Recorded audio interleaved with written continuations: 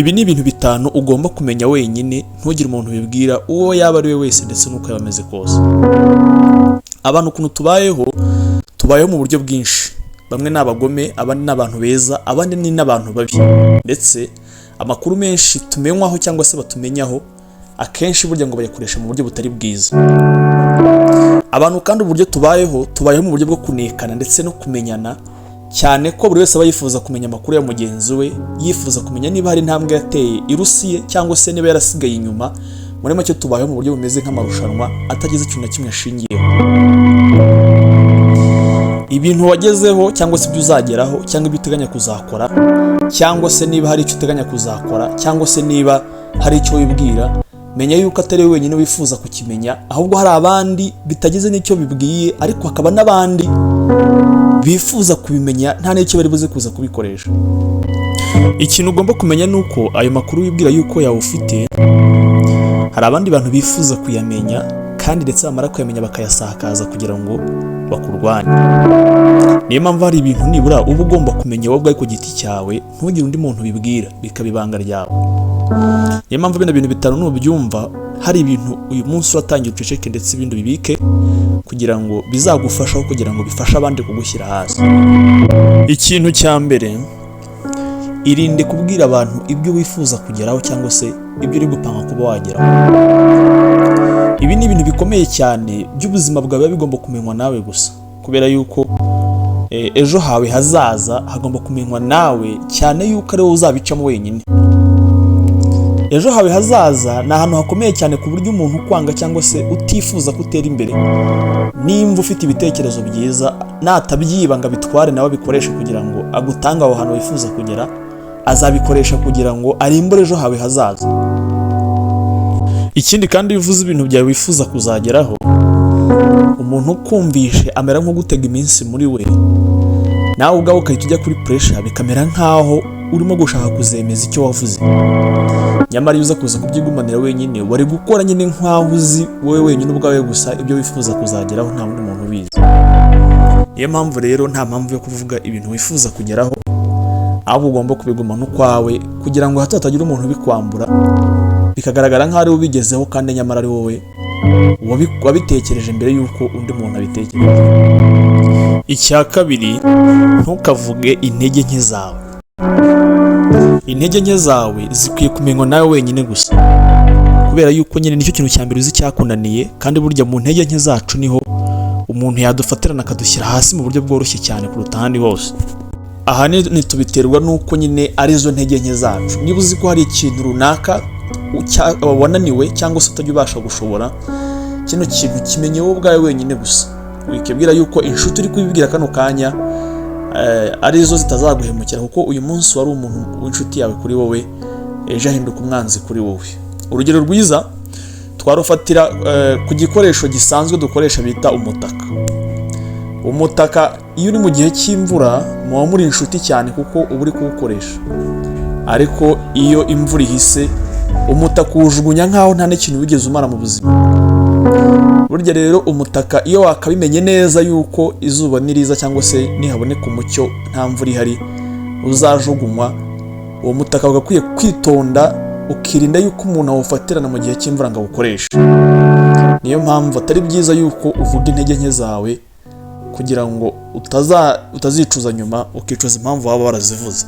Icya gatatu, mu biganiro ugira ntukigere ubwira abantu aho watsinzwe cyangwa se ibyakunaniye. Hari igihe akenshi twifashisha ingero zacu z'ibyatubayeho mbere, ariko tukamera nkaho turimo turisenya. Ukabwira cyangwa se ukaganiriza umuntu w'inshuti yawe cyangwa se umuntu runaka muri kumwe ako kanya, ukamubwira ibyakubayeho, ukamubwira uko watsinzwe. Tuvuga urugero niba ari nka business, ukamubwira ukuntu business wayikoze ariko nyuma ikakunanira, ukamubwira uko wahombye, uko byagenze kugira ngo uhombe, cyangwa se ukavuga ahahise hawe ariko uvuga uburyo wananiwe gukora ikintu runaka. Ibi ngibi birorohera wa muntu uri kukumva, kuko cyane ko ntabwo uzi uwo ari we imbere yawe, kabone nubwo waba wizi ko ari inshuti yawe, ariko burya umuntu n'undi.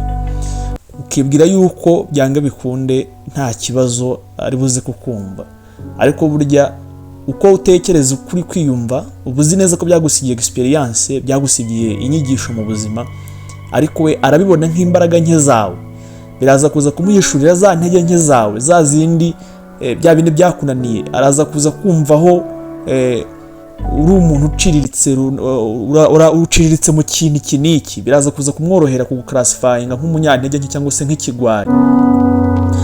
Birashoboka yuko ibintu wananiwe ahari hari ababitsinda, cyangwa se birashoboka yuko ibintu wananiwe hari undi wabinaniwe kuri we. Tuvuge urugero, niba warananiwe kurwanirira urukundo rwawe, cyangwa se niba warananiwe kurwanirira business, umuntu yaraje kwizeyeho yuko uri umuntu w'intwari, nyamara mu biganiro byawe umuganirijemo yuko nawe ubwawe wabitsinzwe, biramworohera kumva yuko ntahavuye nta nahagiye, cyane yuko uwo yavuyeho mbere, cyangwa se wamweretse yuko mbere yatsinzwe n'ubundi stile aracyabona wa wundi ugitsindwa. Bishatse kuvuga neza yuko nta kintu gishyashya n'ubundi agiye akwitezemo, cyane ko nawe uri ikigwari nk'ibindi.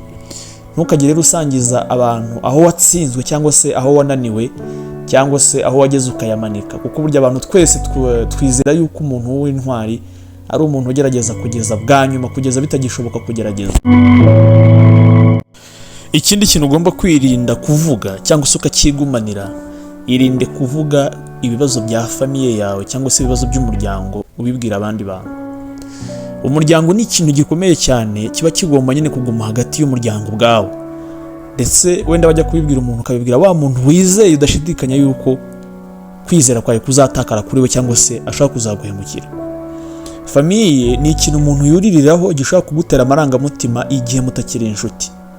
Tekereza kano kanya uwo mwari inshuti ejo, uyu munsi ukaba ubizi neza ko muri abanzi, cyangwa se ukaba ubizi ko batakwishimira. Tekereza umuntu kano kanya wifuza kuba yagufungisha aramutse amenye ikintu cya mbere ukunda.